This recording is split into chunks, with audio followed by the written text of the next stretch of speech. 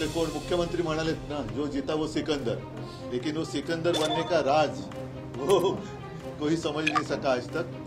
तेजस्वी यादवच्या सभांना मिळणारा जो प्रचंड प्रतिसाद होता, तो प्रतिसाद खरा होता की त्यांनी ते नवीन AI तंत्रज्ञानाने तयार केलेली माणसं होती, हे आता कळण्याचं झालेलं आहे। ज्यांच्या सभेला रिकाम्या खुर्च्या जास्त असतात, रिकाम्या खुर्च्यांची गर्दी असते, त्यांचं सरकार येतं, हे नवीन या लोकशाहीतलं गणित हे कळण्याच्या पलीकडचं आहे। त्यांचा पण संघ त्याच्यात येणार आहे खेळायला।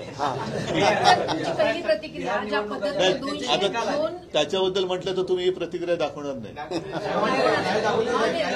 तुमची पहिली प्रतिक्रिया एक मोठं बहुमत महायुतीला नाही, जे शेवटी असं आहे, आपले कोण मुख्यमंत्री म्हणालेत ना, जो जीता वो सिकंदर, लेकिन वो सिकंदर बनने का राज वो कोई समझ नहीं सका आज तक। जे जिंकले त्यांचं अभिनंदन आहे। एका गोष्टीचं मला नवल वाटतंय की प्रचाराच्या दरम्यान तेजस्वी यादवच्या सभांना मिळणारा जो प्रचंड प्रतिसाद होता, तो प्रतिसाद खरा होता की त्यांनी ते नवीन AI तंत्रज्ञानाने तयार केलेली माणसं होती, हे आता कळण्याचं झालेलं आहे। म्हणजे ज्यांच्या सभेला अलोट गर्दी होते त्याचं सरकार न येता, ज्यांच्या सभेला रिकाम्या खुर्च्या जास्त असतात, रिकाम्या खुर्च्यांची गर्दी असते, त्यांचं सरकार येतं, हे नवीन या लोकशाहीतलं गणित हे कळण्याच्या पलीकडचं आहे। 10,000 महिलाओं को देके बड़ा फैक्टर वो एक फैक्टर है, लेकिन ठीक है, उससे काफी फर्क होगा शायद, लेकिन रोजाना जो लोग भुगत रहे वहां पे, वो इतने आसानी से उनके मन में बदलाव नहीं आ सकता। तो ठीक है, अभी जो जीता वही सिकंदर, तो ठीक है।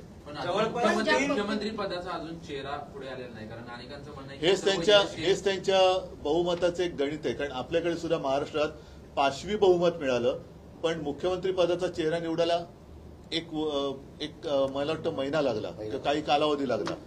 तसंच तिकडे बिहारमध्ये करायचं चाललेलं आहे। म्हणजे एवढे सगळे जण असताना अजूनही मग तुमच्या नेता निवडीला वेळ का लागतोय, सगळं स्पष्ट पाहिजे होतं।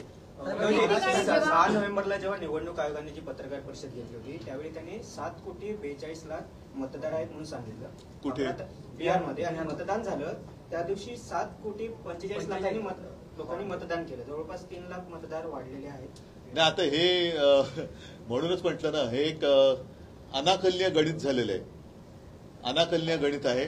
आता त्यावेळेला जो एक मुद्दा उचलला गेला होता की 65 लाख मतदारांची नावं मतदार यादीतनं गाळली, ती घेतली गेली परत की नाही घेतली गेली, हे काहीच कळायला मार्ग नाहीये। अनेकदा इथे सुद्धा महाराष्ट्रामध्ये आम्ही मुंबईमध्ये सर्व पक्षांनी मिळून मोठा मोर्चा काढला, त्याच्यात दुबार मतदार नोंदणी झालेली आहे, अनेक ठिकाणी बोगस पत्ते दिले गेलेले आहेत। त्याच्याबद्दल कुठेही निवडणूक आयोग काही बोलायला तयार नाही, काही करायला तयार नाही, धिम्म बसलेला आहे। आणि अशा परिस्थितीत जे काय चाललंय त्याला लोकशाही मानायचं का, हा विषय।